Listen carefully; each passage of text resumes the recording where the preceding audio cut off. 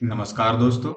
एक बार फिर स्वागत है आपका हमारे YouTube चैनल पे, जिसमें आज आपके लिए लेके आए हैं हमारा पर्यावरण से जीव विज्ञान के कुछ महत्वपूर्ण प्रश्न का भाग 7। जिन साथियों ने अभी तक हमारे भाग 6 तक नहीं देखे हैं वो हमारे YouTube क्लास पे आके देख सकते हैं। सभी प्रश्न जो हैं 10वीं कक्षा पर आधारित प्रश्न हैं तथा सभी प्रश्न बैंकिंग, एसएससी, रेलवे तथा जैसे एग्जाम तथा अन्य एग्जाम, जितने भी प्रकार के एग्जाम होते हैं उसके लिए इम्पोर्टेंट होते हैं। तो चलिए चलते हैं आज का पहला प्रश्न की ओर। आज का हमारा पहला प्रश्न है, चाय में लाल रस्ट रोग किसके कारण होता है? देखिए, चाय में लाल रस्ट रोग है, वो होता है हरे शैवाल के कारण। क्या होता है? हरे शैवाल के कारण। एक मिनट। हरा शैवाल के कारण होता है। ठीक है, ऑप्शन नंबर सी। अगला प्रश्न हमारा है, नींबू का कैंकर रोग किसके कारण होता है? देखिए, नींबू का कैंकर रोग ये बहुत ही फेमस रोग है नींबू में। ये होता है जीवाणु के कारण। के कारण होता है ये? जीवाणु के कारण होता है। ठीक है, ऑप्शन नंबर ए। जिन प्रश्नों के आंसर आपको पहले से पता है उसे आप कमेंट में करेंगे, तथा जिन प्रश्नों के आंसर आपको पता नहीं है वो आप अवश्य नोट कर लें। ठीक है, चलिए चलते हैं अगला प्रश्न की ओर। अगला प्रश्न है, मिलीबग किस फसल से संबंधित है? देखिए, ये भी बहुत ही फेमस प्रश्न है। मिलीबग जो है ये सरसों के लिए सबसे अधिक इम्पोर्टेंट है, सरसों की खेती के लिए। हाँ, मिलीबग सरसों से संबंधित है। ठीक है, ऑप्शन नंबर बी। ये प्रश्न भी अक्सर पूछे गए प्रश्न है। अगला प्रश्न हमारा है, गेहूं से संबंधित रस्ट रोग। देखिए, गेहूं के रस्ट रोग जो है वो अ, कार्य करने के लिए वैज्ञानिक थे। गेहूं से संबंधित रस्ट रोग पर कार्य करने के वैज्ञानिक कौन थे? वो थे केसी मेहता। देखिए, इंपॉर्टेंट केसी मेहता उतना रहे या नहीं रहे, लेकिन गेहूं में रस्ट रोग होता है, ये काफी इंपॉर्टेंट है। ठीक है, इसे किसने इस पर कार्य किया था? क्या था? केसी मेहता ने इस पर कार्य किया था। ठीक है, अगला प्रश्न हमारा है, अग्नि निर्जा रोग। ये बहुत ही इंपॉर्टेंट है। ये सब रोग को देखिएगा, अक्सर कहीं न कहीं एग्जाम में पूछे गए हैं, टच हुआ है। ये अग्नि निर्जा रोग जो है ये सेबों में होता है। किसमें होता है? सेब में होता है। अगला प्रश्न हमारा है, स्ट्रीट कैंकर। देखिए, स्ट्रीट कैंकर जो है वो अभी ऊपर बताए थे, कैंकर रोग जो है नींबू का एक रोग है, इसी का दूसरा नाम है। हाँ, ये बहुत ही फेमस रोग है, अक्सर एग्जाम में पूछे जाते हैं। ठीक है, कैंकर रोग नींबू के लिए है। ठीक। अगला प्रश्न हमारा है, आलू में ब्लैक हार्ट। देखिए, यहीं पे रोग का निदान मिल रहा है। आलू में कौन सा रोग होता है? ब्लैक हार्ट रोग होता है। काला काला धब्बा पड़ जाता है आलू में। किसके कमी से होता है?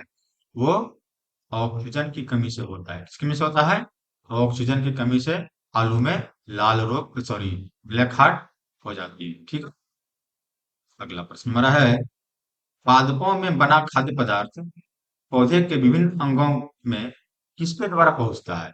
देखिए, पादपों में जो खाद्य पदार्थ बनता है, अभी जो साथियों ने हमारा पिछला वीडियो देखा होगा उसे पता होगा कि खाना खाद्य पदार्थ जो पहुंचता है वो फ्लोएम के द्वारा पहुंचता है, और जो जाइलम होता है, जाइलम के द्वारा जल का परिवहन होता है। ठीक है, जाइलम जल का और फ्लोएम भोजन का। ठीक।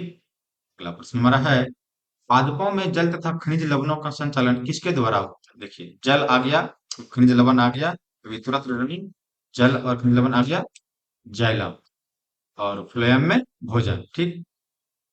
अगला प्रश्न हमारा है, डेसिबल किसे नापने के लिए प्रयोग में लाया जाता है? डेसिबल से हम लोग क्या नापते हैं? डेसिबल से हम लोग ध्वनि मापते हैं। तो वातावरण में ध्वनि को किसे मापेंगे? डेसिबल से मापेंगे। ठीक है, इतना डेसिबल, इतना डेसिबल। ठीक। मनुष्य आमतौर पे जो बातचीत की जो ध्वनि मापी जाती है वो 20 से 40 डेसिबल के बीच में होनी चाहिए। ठीक है, अगला प्रश्न हमारा है, वंशागति से अध्ययन से संबंधित। देखिए, वंशागति के अध्ययन से संबंधित जीव विज्ञान की शाखा क्या है? वंशागति से बोल रही है तो ये अनुवांशिकी सही ऑप्शन होगा। ऑप्शन नंबर ए, अनुवांशिकी। ठीक। अगला प्रश्न हमारा है, निम्नलिखित में से किसको अनुवांशिकी का पिता कहा जाता है? अनुवांशिकी का पिता जो है वो ग्रेगर जॉन मेंडल को कहा जाता है। इसके बाद कहा जाता है मेंडल। मेंडल का फुल नाम जो है वो ग्रेगर जॉन मेंडल होता है। ठीक है, अगला प्रश्न हमारा है, जीन शब्द का प्रतिपादन किसने किया है? जीन शब्द का जो प्रतिपादन है वो जोहासन ने किया। किसने किया था? जोहासनबर्ग ने किया था। ठीक है, सर्वप्रथम जीन शब्द का प्रयोग जोहासनबर्ग। Option number B. अगला प्रश्न हमारा है, जीन्स बने होते हैं। जीन किसके बने होते हैं? जीन डीएनए के बने होते हैं। किसके बने होते हैं? डीएनए के बने होते हैं जीन। ठीक है। अगला प्रश्न हमारा है, कहीं कहीं पे मिलता है डीएनए, जीन्स डीएनए अर्थात आरएनए दोनों पे मिलता है, तो थोड़ा सा आप ध्यान में रखेंगे कि डीएनए का बने होते हैं। ठीक है। अगला प्रश्न हमारा है, प्रयोगशाला में सर्वप्रथम डीएनए का संश्लेषण किसने किया था? देखिए, डीएनए का मतलब सीधा सीधी बात है कि खोज किसने किया था? क्या था? डॉक्टर खुराना ने। किसने किया था? डॉक्टर खुराना ने किया था सर्वप्रथम डीएनए का संश्लेषण। ठीक है। अगला प्रश्न हमारा है, किसके द्वारा अनुवांशिकी के विज्ञान को अनुवंशिकी कहा गया है? देखिए, अनुवंशिकी के विज्ञान को अनुवंशिकी किसके द्वारा कहा गया है? ये कहा गया है वाटसन और क्रिक, दो नाम आता है इसमें, वाटसन ही है, तो वाटसन के द्वारा ही कहा जाएगा। और अगर कहीं पे वाटसन व क्रिक मिलेंगे तो दोनों ऑप्शन सही होंगे। ठीक है। अगला प्रश्न हमारा है, अनुवांशिकी उत्परिवर्तन होता है। देखिए, अनुवांशिकी उत्परिवर्तन किसके कारण से होता है? वो होता है क्रोमोसोम। कहाँ से होता है? क्रोमोसोम। ठीक।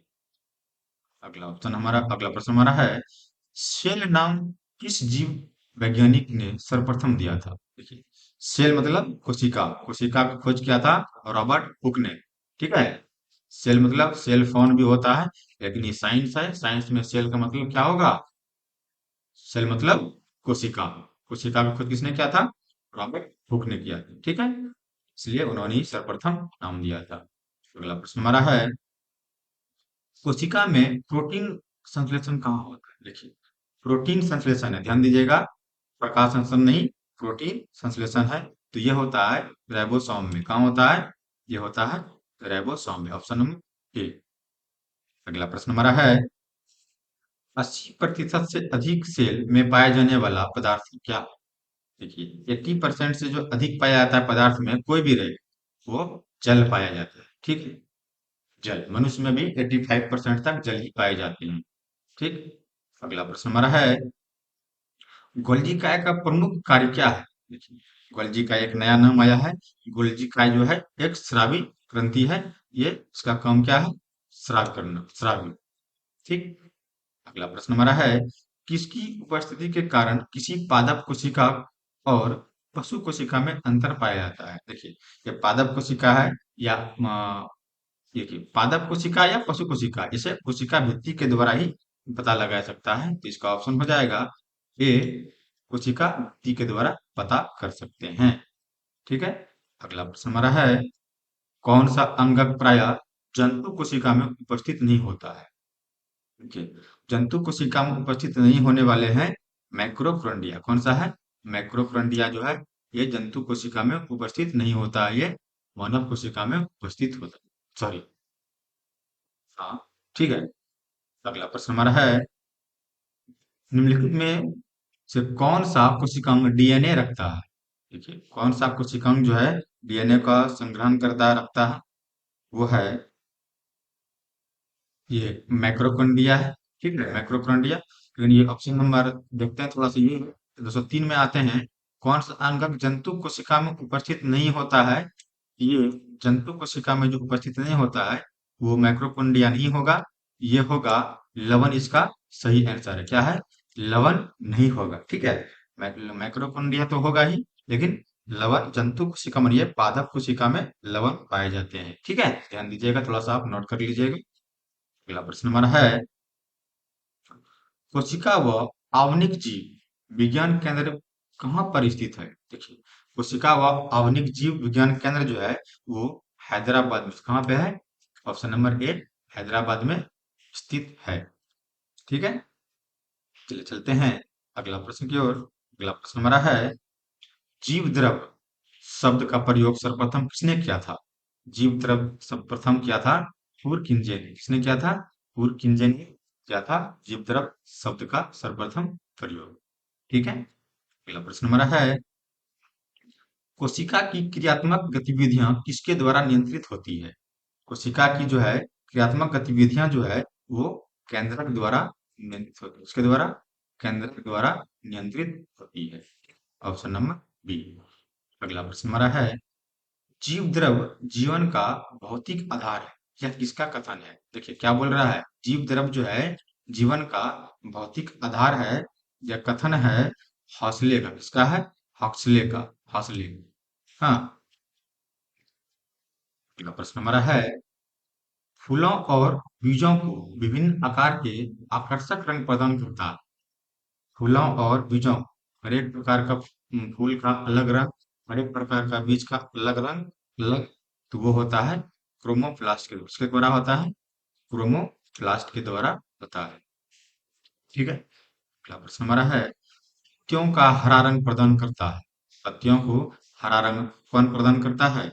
ये अभी जिन साथियों ने हमारा पिछला वीडियो किया होगा उसे पता होगा कि क्लोरोप्लास्ट के कारण, क्लोरोफिल के कारण या क्लोरोप्लास्ट के कारण पत्तियों का रंग हरा होता है। ठीक है। अगला प्रश्न, तो आज के लिए इतना ही।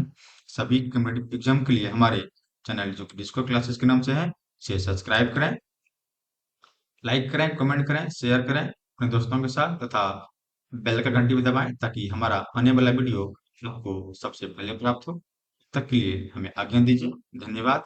जय हिंद।